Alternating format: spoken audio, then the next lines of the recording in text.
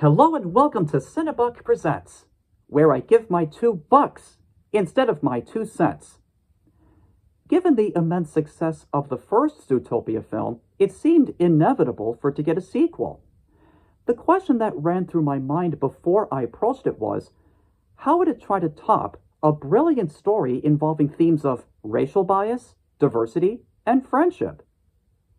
Well, without giving away any spoilers, it managed to handle such aspects in an excellent fashion. The plot takes place not long after the events that had transpired in the first film, where Nick Wilde and Judy Hopps had become official partners for the Zootopia Police Department.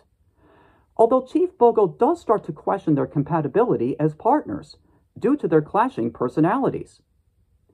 Meanwhile, we learn that no reptile has ever set foot in Zootopia in ages, and a pit viper named Gary the Snake is after a journal owned by a family of lynxes known as the Lynxleys.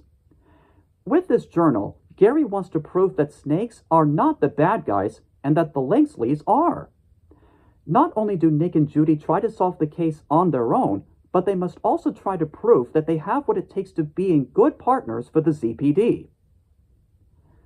One of the things that I admire about the Zootopia franchise is the amount of world building put into it, particularly in the amount of research to make such a fictional universe highly plausible.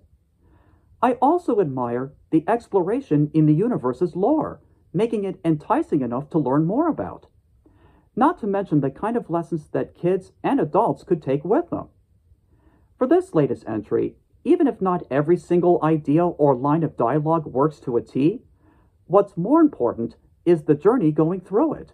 And with such engrossing action, colorful characters, and humorous sight gags to boot, it's a roller coaster ride of emotions offering twists and turns that would appeal to audiences of all ages.